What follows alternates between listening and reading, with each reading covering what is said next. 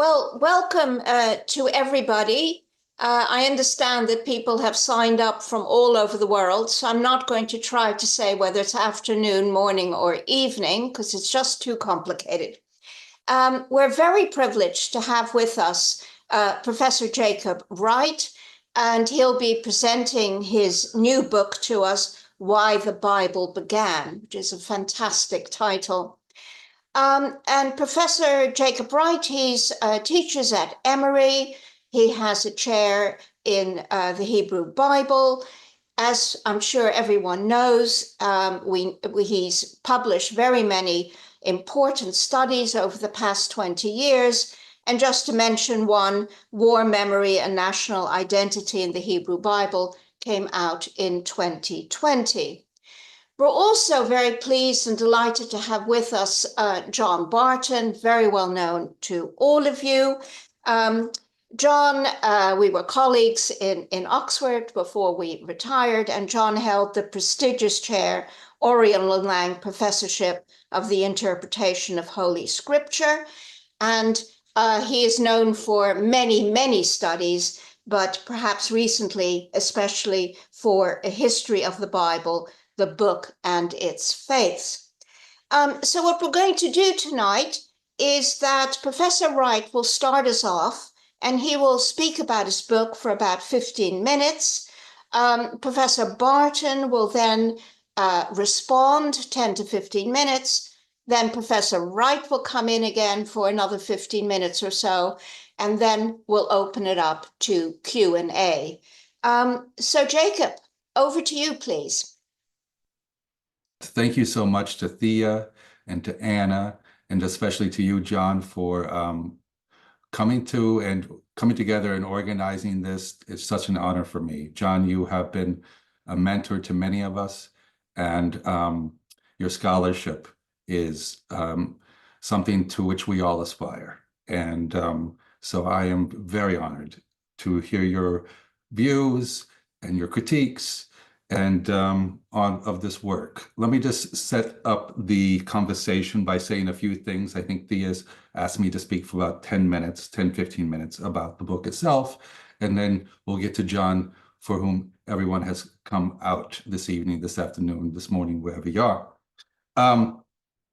So this book has been something that has been on my mind for a long time.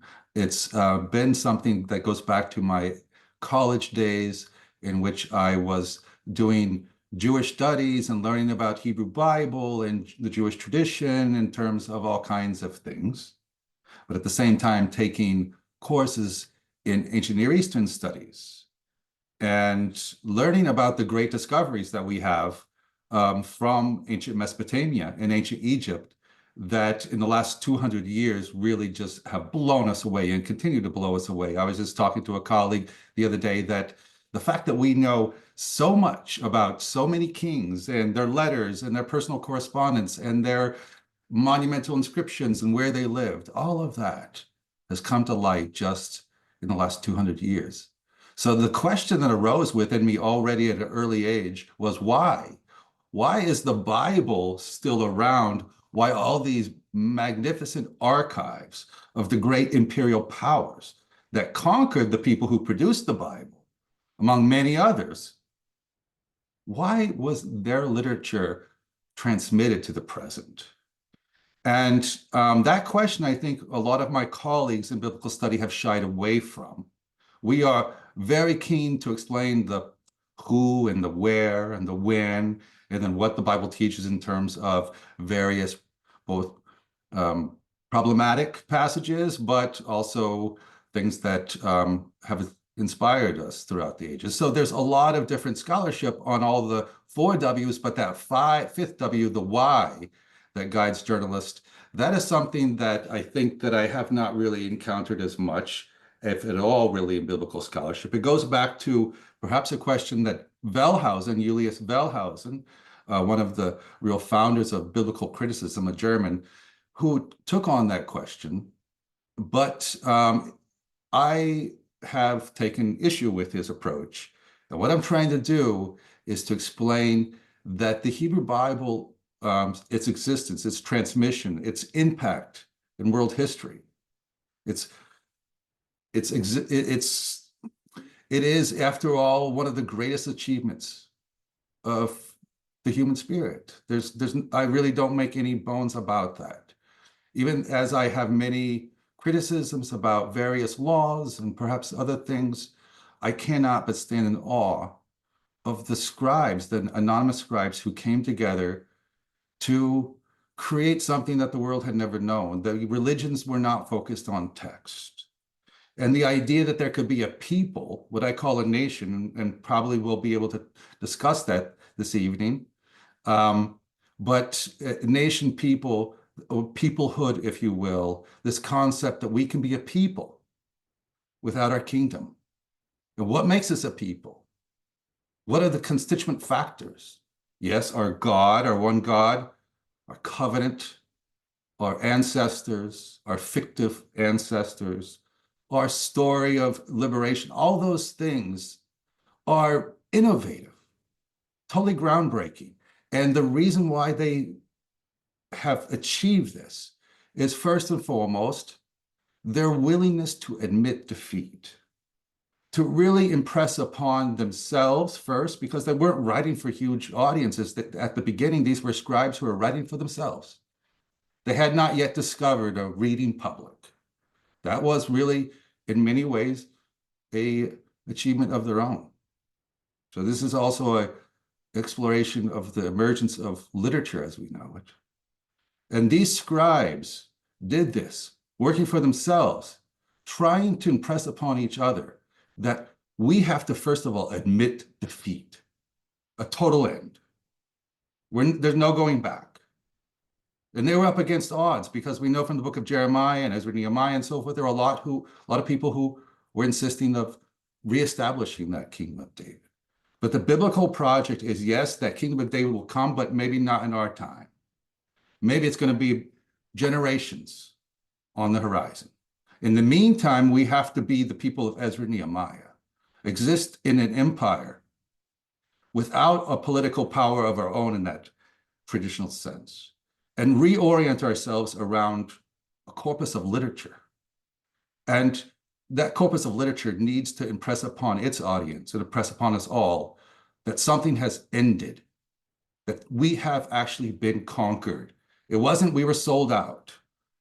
It wasn't a lost cause as we have in the South, or the denial of the elections as was going all across the globe.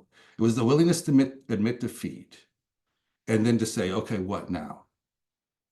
Can we still be a people after we've been conquered? And they go back to the work of their northern forebears when the kingdom of Israel was conquered by the Assyrians in 722. And as I tried to show in this book, it was their first steps, the first steps that they took.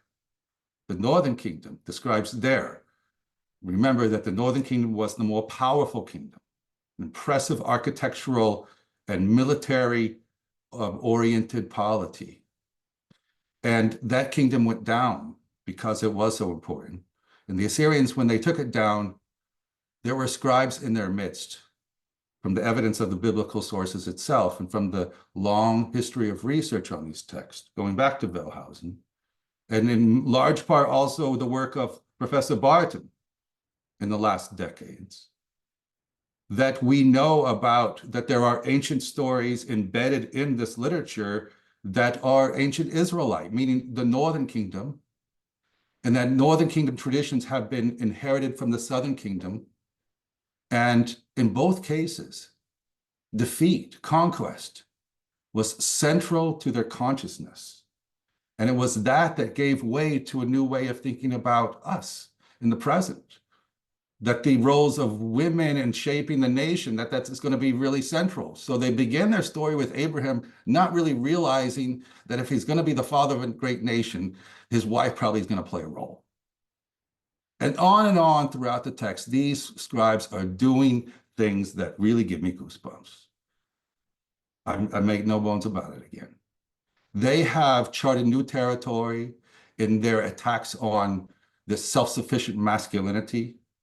They bring down the patriarchs to size, David, Moses, all this stuff from the midwives and Miriam on to the stories in the Second Temple period from the book of Esther, for example. And I'll end with this, since I don't want to spend too much time, and I want to really hear what John has to say, that this work is not a collaborative from the very beginning. We all have this plan. It was worked out as scribes listened and learned from each other's work, their literary works, their ideas. And ideas must have been tried on for size and then rejected. And not all the ideas that are incorporated in this literature, which has preserved the people to the present against all obstacles, that there are things in it that we might not find helpful.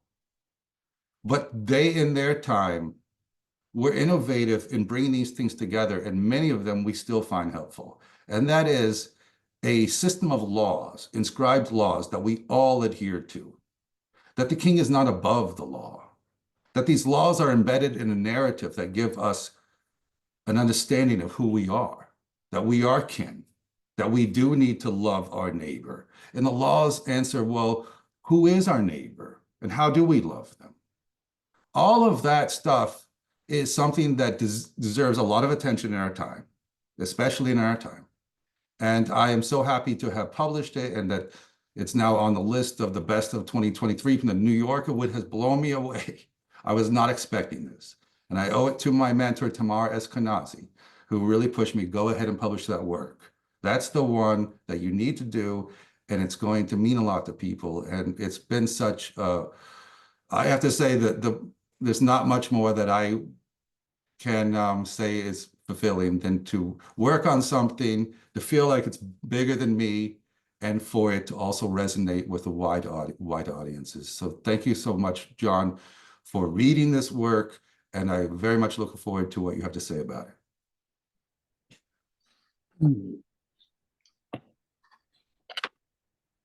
Well, thank you very much for that, Jacob.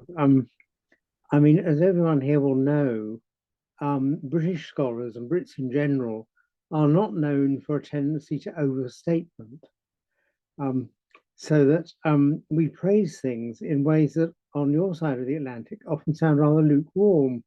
And if an Oxford colleague asked what I thought of this book, I might well say it's not at all bad, in which at all is an extreme superlative. But to avoid misunderstanding, this will be translated into American English using a word that has to be wrenched out of us. And the word is awesome, which we don't use very much in Britain. But that's how I felt when I read the book. I think it's a wonderful book. I wish I'd had it when I began my own work in biblical studies. And I certainly wish my students had had it. And partly because it offers a nuanced account of the contents and the development of the Hebrew Bible, a lot of things that you have to know before you can appreciate the thesis you're arguing for. And it evaluates the current state of opinion among, we might say, mainstream critical scholars about the historical and social realities behind the Bible, the history and culture of ancient Israel in all the senses of the word Israel. And if that were all, it would be would make for a good book, which would be very important for students, and also for the wider, intelligent but not well informed readership that you have in mind, in terms of what we call the general reader. But the point, of course, is that the book doesn't just do that, though it does also do that. It has a thesis or a number of theses that you want to argue, and the central point, to me, in a way, seems to be what we might call a kind of exceptionalism, certainly a uniqueness, but the opposite of a triumphalistic exceptionalism. According to this book, the Bible, to begin with, is unique in the ancient world in bringing together the literature belonging to Hebrew culture into an official corpus, which, as you argue, didn't exist in other cultures in the ancient Near East. Much literature, but no sense of, well, we might say canonization, of bringing the works together to form a unified whole. we've all, I'm sure, tried to show students and perhaps also religious congregations that the Bible isn't a book, but many books, ta biblia, hasfarim, and there is a vital truth in that. But the fact that remains that the Bible is also a book, constituted as such by the generations of scribes that succeeded Ezra, but whose pedigree ran back into the monarchic, pre-exilic period of the two kingdoms, Israel and Judah. And the Bible's a book because the post-exilic community decided that it should be a type of decision no other culture known to us in that world ever made about its own disparate literary texts. So that in this ancient Israel was exceptional, unique, and that fact needs to be reflected on and isn't perhaps reflected on as much as it should be. Secondly, though, you're arguing, of course, as you just spelled out for us, that the motivation for this process of collecting and canonizing was exceptional too, because it was a positive reaction not to victory and success, but to defeat. The community that gave us the Bible was not the triumphant royal court you might imagine for Solomon's day, whether or not there ever was such a thing. It was the community rather that produced the Book of Lamentations, a defeated community trying to find ways of surviving and reconstituting itself through writing up an account of how and why its history had ended in disaster with only the barest glimmer of light. And in later times, both Jews and the Christians have shown they understood this in a way by using Lamentations, respectively, on Tisha B'Av, which was not so very long ago, and also on Good Friday. Both communities seeing any hope and redemption that remain even faintly conceivable coming through defeat rather than through simple victory, though of course with many differences in how that applies in the two faiths. I used to give a lecture course on the exile, and I always began, and I'm now encouraged by your book to think this was a good idea, with a week's work on the Book of Lamentations. I introduced students to the form critical term doxology of judgment, Gerichtsdoxologie, which is used sometimes in German study of this book, which can be applied to Lamentations, but by analogy, following thoughts already expressed by Wellhausen to the so-called Deuteronomistic history, to the history of Israel, right from the beginning to its awful end in the Babylonian exile. Whereas most works of ancient historiography are attributed to kings and record their successes, the histories in the Hebrew Bible are stories of tragedy and failure. As Martin Note argued, rather against his contemporary Gerhard von Wright, the books of Kings end with the release of Jehoiakim from prison in Babylon, not to tell us that he resumed his throne, that this was really hopeful, but that he stayed in Babylon till his death. He's released from prison, but he's not restored. What kind of society tells its national story as one of defeat, exile, and destruction, with no suggestion of restoration, or certainly not the average ancient Near Eastern state? And I used to, doing these lectures, I used to argue, rather as is argued here, that Israel was unique in this insistence on its negative experiences in trying to make some kind of sense of its history rather than on its positive ones. But because I'm a Christian theologian, my mind immediately runs off into what theological ideas did that result in,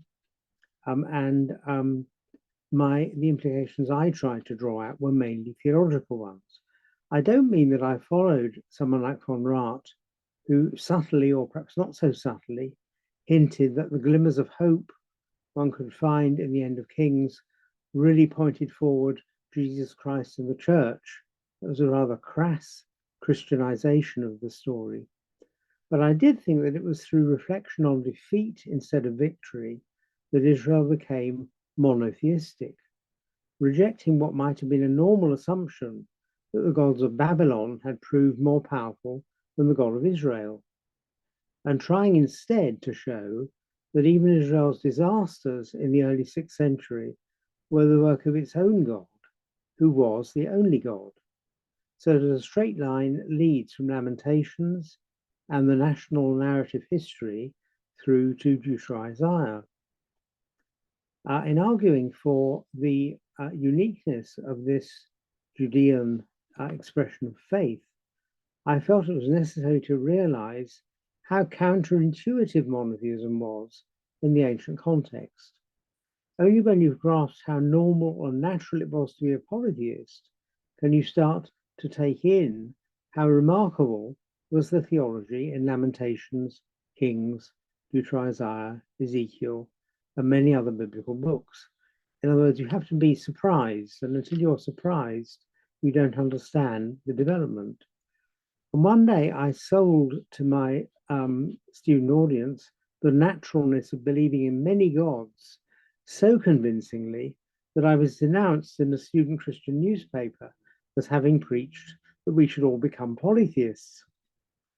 Now, the conclusions that the book we're discussing draws from showing the uniqueness of the biblical emphasis on the defeat of Judah rather than its triumph depend on a structurally similar argument that it was normal that a defeated ancient nation would simply cease to exist and its self-understanding with it.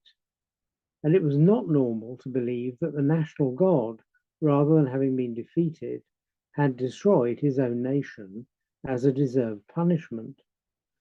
But rather than speak so much of the emergence of monotheism, Jacob thinks in terms of societal or even political implications, which when I was talking in those lectures, I didn't see or realize. I mean, monotheism may have emerged fully at this time, but not as a kind of abstract philosophical conceptualization of God. Rather, in the context of changes we would more readily see through a more social scientific lens. And the importance of the argument here, it seems to me, is that the reflection on defeat and disaster leads in various directions in terms of how the people is conceptualized, rather than so much emphasis being placed as in a lecturing in a traditional theology faculty, I would have put on the emergence of particular ideas of God.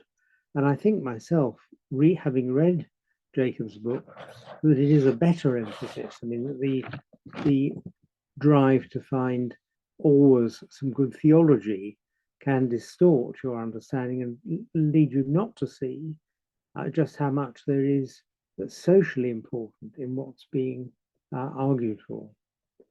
So the point, it seemed to me in the book, was that not that certain people started to have certain kinds of theological thoughts, which is what many Christian biblical scholars are interested in.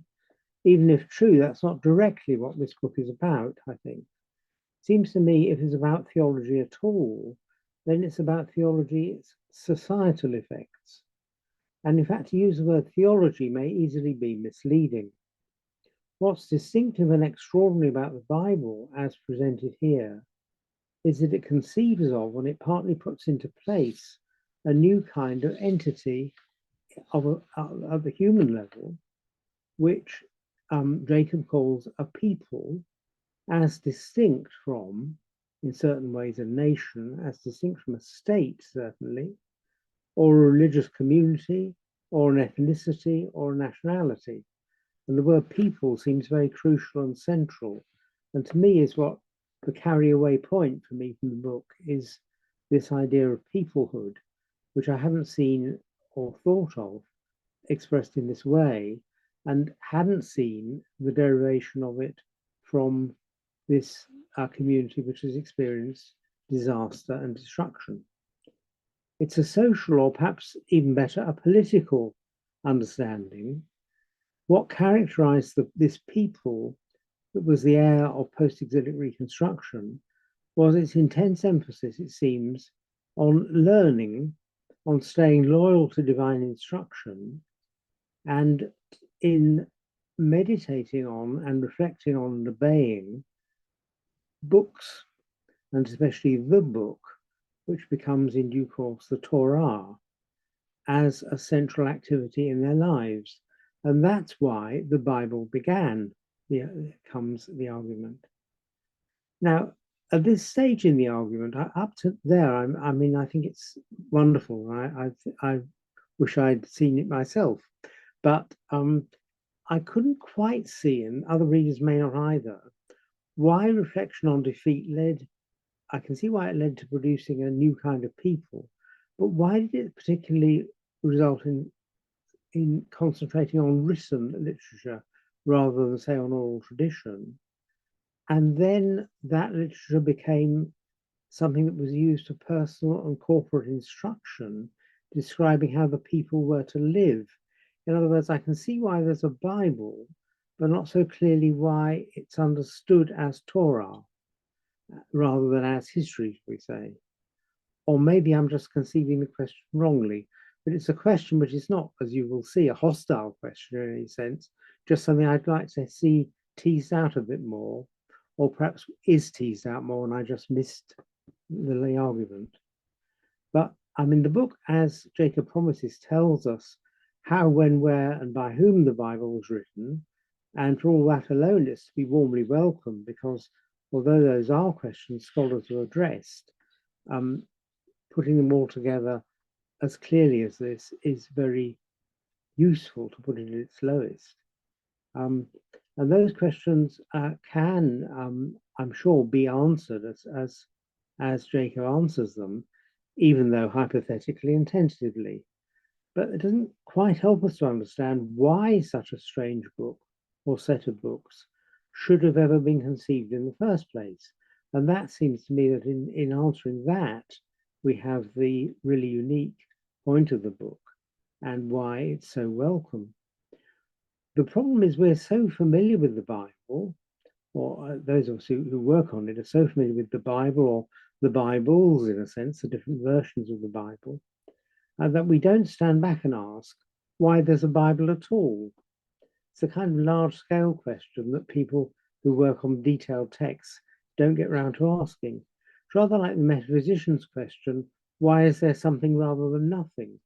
Which is so large a question that you can't see it. You can't stand back far enough to notice it, in a sense. And Jacob seems to me to be asking a similar question, a question of that sort of magnitude about the Bible, not how did it come about, why did it, how does it take the form it does, who wrote it, but why is there a Bible? It's not a natural idea. And most other religions, even if they have texts, don't have a Bible. We notice in courts in Britain, it's still quite common to swear on the Bible that you will testify.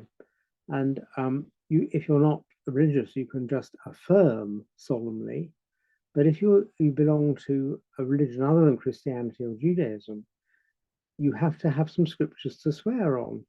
And finding anything which is sufficiently, to start with, sufficiently small, but sufficiently coherent as a kind of canon for, shall we say, a Hindu to swear on, is quite difficult. I think our last Prime Minister, Rishi Sunak, taking an oath of allegiance in the House of Commons, had to think, what shall I use as my holy book? Because there are so many possibilities. And we don't, as biblical scholars, notice how extraordinary it is that there is a Bible. And this book forces us to think about it in a very creative way. While all this raises further questions, not questions of where I think the book is wrong, but where one could go further and ask other things. And I'll conclude with just a few of those. I mean, what does it mean to belong to a people that traces its origins back to the community of the exiles and beyond? How does that affect the later community which claims and manifests continuity with those people? What constitutes the people called Israel? Is that people necessarily bound up with a type of religion, with physical descent, with a specific land, and if so, necessarily or only contingently so in all those cases? are there or have there been other groups or communities that can be called peoples in the same sense? Is Israel the only instantiation, the actual example of a people in the defense, in the sense this book defines, or are there other such peoples which are, as it were, alternatives? So the book not only answers its highly original question, why is there a Bible, but and does so in an original way, but it also invites further thought about the nature of Israel and therefore about the nature of Judaism, what is essential and what isn't essential, even whether that distinction can be made, which takes us, of course, into much debated but fascinating and important areas of thought relevant to all of us, whatever our religious or cultural or national identity. What is Judaism as a system, or is system the right word? And this book, to me, made me think about those very large questions, which I'm sure we've all thought about, but which are important. And in the case of any group of people claiming distinctiveness, you can ask, what is it that holds all that together? In the case of Judaism, that's a particularly fascinating and, as of course, an outsider, to me, very, very interesting question. And it's one that has a lot of existential force. So in praising this book very highly, and I do think it's awesome, I hope there'll be sequels in a sense. I mean, I'd like some more of these, of this kind of thing, that develop the ideas to illuminate contemporary debates about religion and society in the light of the distinctive insights that can be found in the Bible and only in the Bible. So thank you very much for a really fascinating book. And I'm not saying it's incomplete, but I'm saying it opens up, as good books do, many more avenues for further investigation. So rather than being the kind of work which saw an open door and shut it, it sees lots of open doors down which many other people could go, inspired by this as their basic sort of manifesto. So thank you very much indeed for a great, great book. Thank you, Professor Barton. I'm once again very honored by the time that you took from your very busy schedule and your writing schedule and speaking schedule to read this work and to review it so thoroughly and to think very deeply about where the issues may lie with it and also what kinds of avenues it opens up to future inquiries. I think I'll look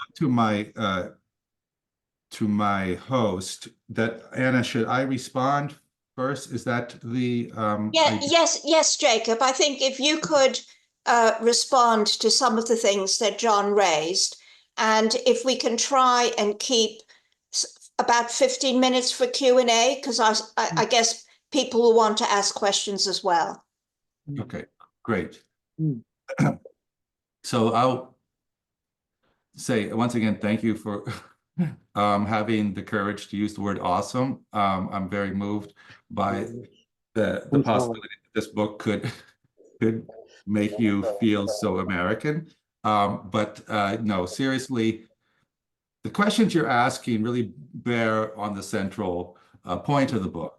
And that is, what do we describe this project, this new identity that's being unpacked in the corpus of biblical literature? And the traditional answer has been, well, it's a religion. It's called Judaism. And so, as you well know and have written copiously about, the Wellhausen, whom we've mentioned twice now, his idea was, going back to ideas with his colleague in England, Robertson Smith, that there was this thing called the Kingdom of Israel, but it was also the nation of Israel, and it was a people. And then came the defeat, and the defeat then led to the invention of something artificial. Not a people, not a country, not a kingdom, but a religion, Judaism. And he had not good things to say about it, but he really wasn't pointing the finger at Judaism as much as to the church. He had issues with the Christian community, and he was trying to express his critique through his work on the Hebrew Bible, and showing this move from, okay, we have a people, and it's destroyed, and what emerges in its place is a religion. What I'm trying to show is, no, I'm trying to flip that script, if you will, to use another Americanism. I'm trying to say there was this kingdom. To what extent a people actually existed during this time is quite difficult to decide. But mostly it was held together by borders, by taxation, by the palace. The palace would bring another new area and region to the country, and it might say, we're just bringing you back to the fold. You go back to our ancestors. But everybody knew that was fictive. We actually want to belong to another kingdom. But the political identity was held together by a strong palace. When that palace is destroyed, as the empires from Mesopotamia do, what now is the sense of being a people? What remains after that? And that's where I'm really focusing my energies on, to show that what the biblical authors are doing, to answer your central question, Professor Barton, is they're not trying to come up with this religion. They're first and foremost trying to come up with an identity. The word identity is a modern word, but all our words are modern, right? An identity, what we'd call in our age. And that identity is not a religious identity. Religion plays a role in it, an important role in it, but it's greater than that. It's about peoplehood. And by the way, the Christian community will also inherit that idea of the people of God. And I don't think that it's right even to say that Christianity is a religion in that sense, because religion is a difficult term and it may be inappropriate to apply to this. But Christianity is much more a religion, if you will, than the peoplehood as imagined, as constructed, and as really promoted throughout the corpus of the Hebrew Bible. That's an identity that is both political, but cultural, religious, the fullest sense. What does it mean to be a people?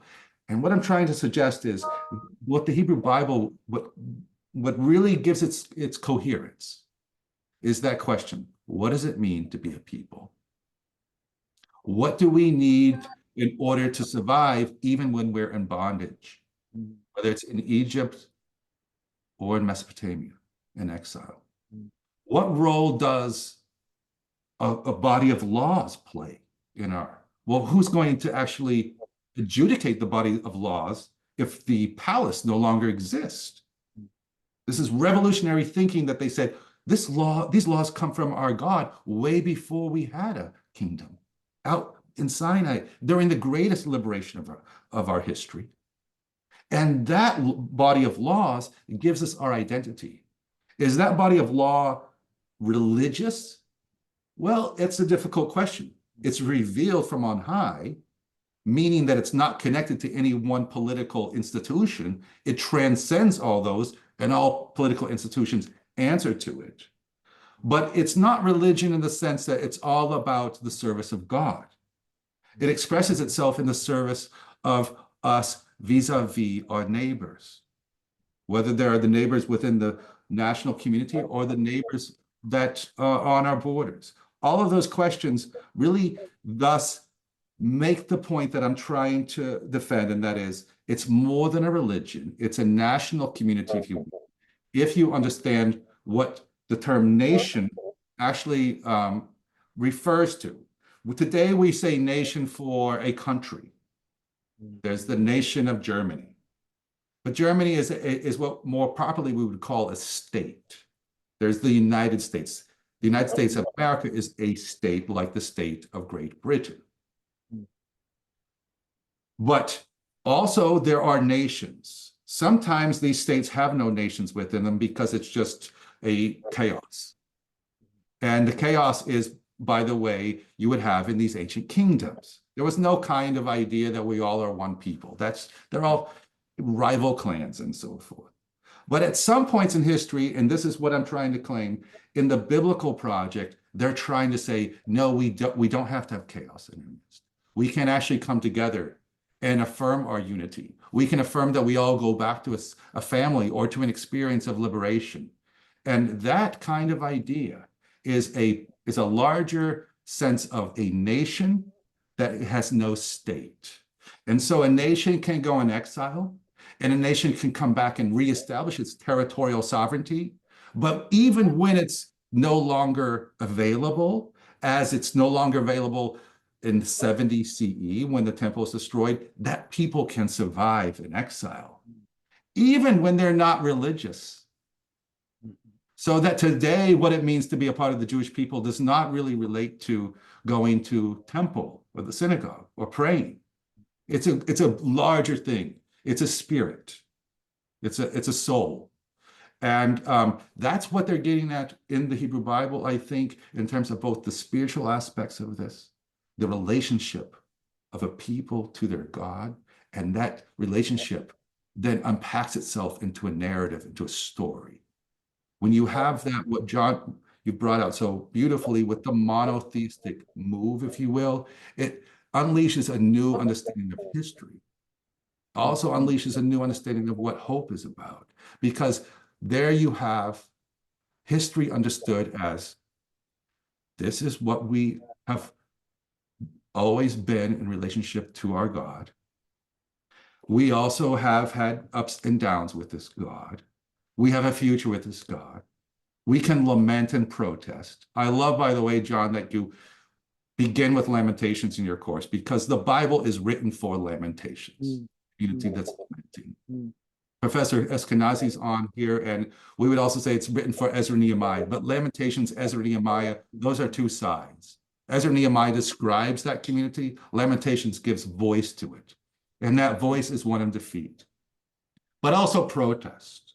There is an understanding that this God needs to sit back and listen now. And that creates a robust relationship. And in a certain sense, that robust relationship is what has preserved the Jewish people as not a religion, but as a people.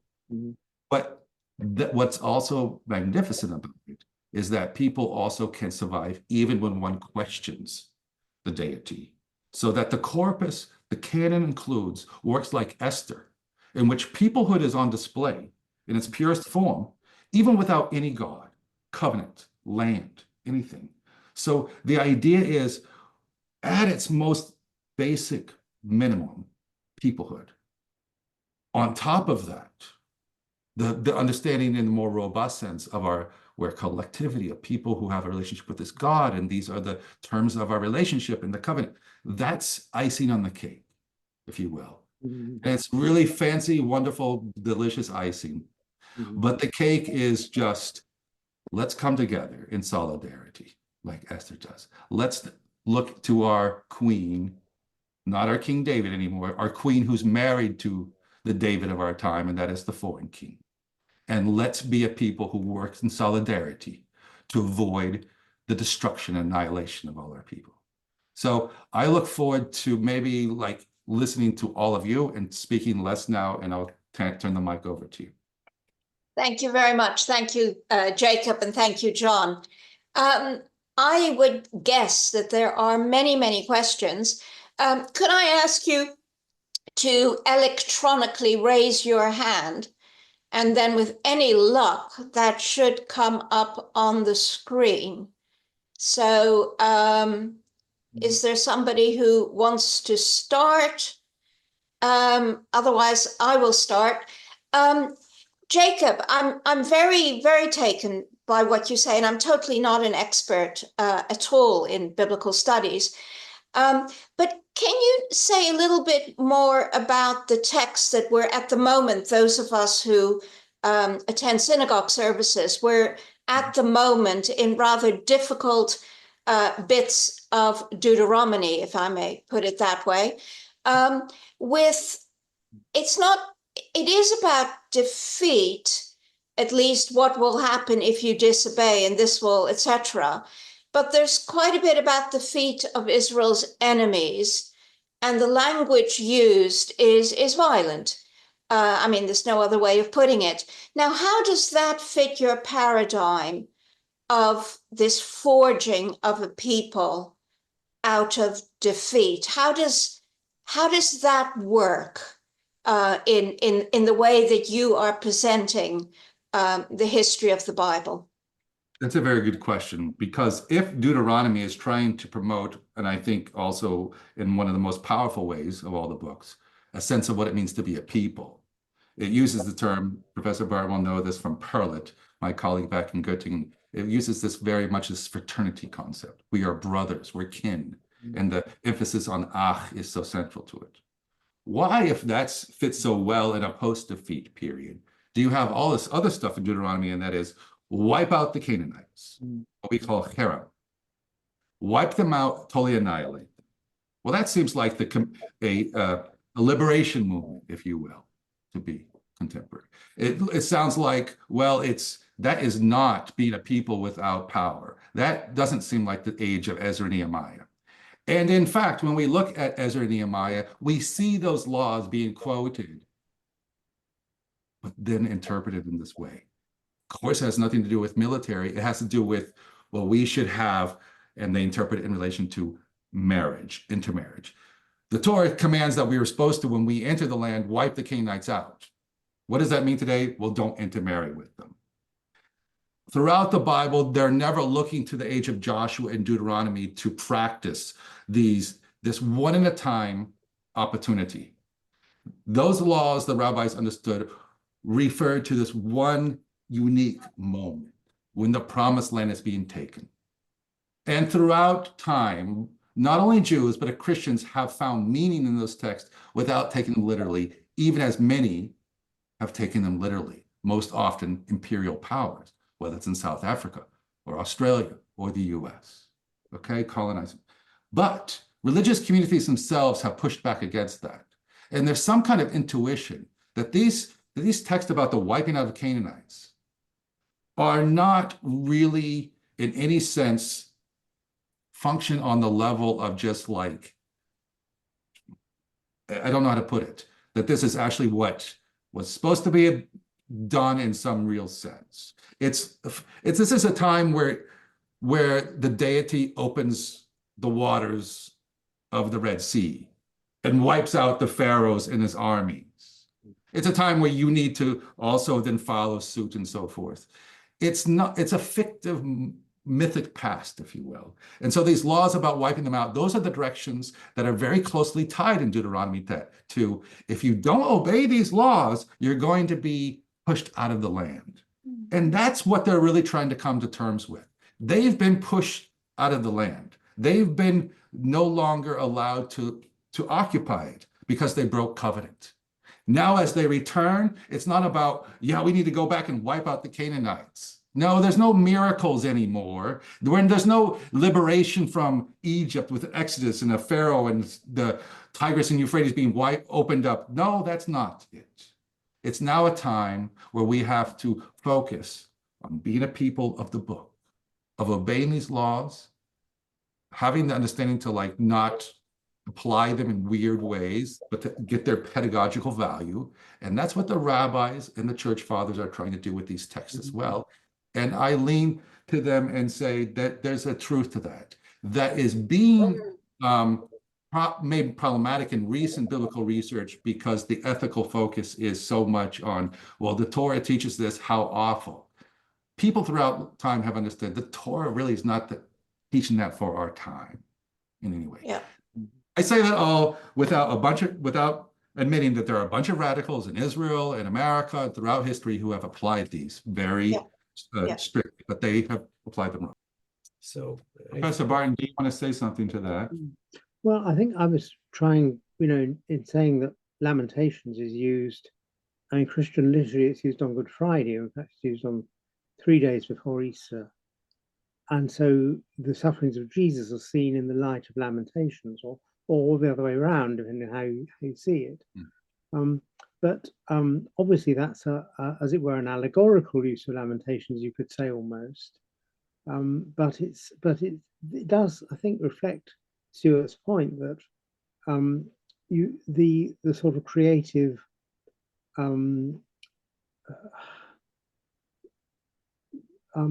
thinking and to some extent acting comes out of a situation of defeat, not out of a situation of overt victory. And that's quite, there's something there that probably occurs in other religious systems of thought. But I suppose one of the things that struck me about what you were saying, that struck me a lot in Christian-Jewish dialogue, is that the Hebrew Bible isn't giving an answer to Christian questions, but to its own questions, and its own questions concern more this kind of, how people arises from the ashes, rather than that as just a symbol of something greater, which is how Christians have tended to see it. So then I'm particularly interested in this way that Christianity and Judaism, whether you call them religions or not, are not the same kind of thing. They're not alternative versions of the same kind of thing, but quite different sorts of things. Just as the Hebrew Bible is and the New Testament are not sort of parallel ways of doing a similar job, but the New Testament is quite different from the Hebrew Bible, and putting them together in one volume to some extent falsifies both, I think. But that's a different question.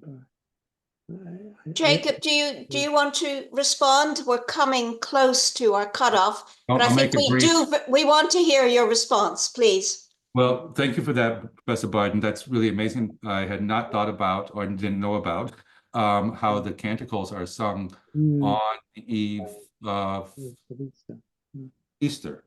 That is, okay. I wish I had known that. Yes, to your point, Stuart, defeat is central to the making of literature in Jewish history. The extent to which that is the case elsewhere is difficult. On a personal level, some of the greatest literature, the greatest novels and so forth, come out of a deep moment of despair and darkness, usually, not when everything is going really well. I sat down and wrote one of the most powerful. That makes sense. On a collective level, what you have is a lot of defeated peoples not wanting to even draw attention to that, right? They avoid that. Greece was, during the defeat of someone, I won't go through it all, created a tragedy to their defeat. And he was ostracized and forbidden anybody to talk about the defeat. One didn't do that. And many of the ways that we do talk about defeat, literature does emerge elsewhere in times of disaster, conquest, and so forth. Like in the South, a lot of literature in the American South comes after the Civil War. But the difference there is that we were defeated. It wasn't really our fault. It was the lost cause. Germany, let's say after World War I. Yes, we were defeated, but it was stolen from us. And a new identity emerges. We are going to rise out of the ashes, literally Atlanta symbol is the phoenix out of the ashes. We're going to rise out and become stronger than we ever were. The biblical model is we're going to become strong, but in a new way, because defeat was central. The old way has gone the way of all flesh. We have to look at a new way. And that new way is not just religion, but religion is a part of it. It is about being a people. And what Christianity will come along and do, according to my view, is take that as so many peoples have done, and I don't have a problem with it necessarily, kind of appropriate that model of peoplehood, but apply it in a way that it could be embraced by everyone. Right? Everyone. It's not about maintaining a national community in the face of imperialism, but rather using the promises that are so powerful in this literature and using them in what Paul is amplifying them, expanding so that others can enjoy and partake in that promise, even as what Christianity is really founded on, in that kind of tension between what is and what we are now, what we have now and what is yet to come. And those divisions of the Old Testament is no longer relevant to us because of the Christ event. is still paying homage to, yes, there is this political community, Israel, that we are inheritors of, even in a different form, even if not in the fullest form as laid out, but in a new form that can be embraced by all nations, all creeds. And in that sense, I thank you so much for this interfaith forum that you've established with Thea. My hat's off to you and to all of you for having these conversations that are so important, especially in our time, and the interfaith dimension of what you're doing. It has to be replicated elsewhere. This is needed so desperately. Well, that's a wonderful note to end on. Thank you. So thank you very much to Professor Wright and to Professor Barton and to everyone who attended. And I think we can all agree that we've all learned very, very much. I certainly have. So thank you. Will there be a recording of this?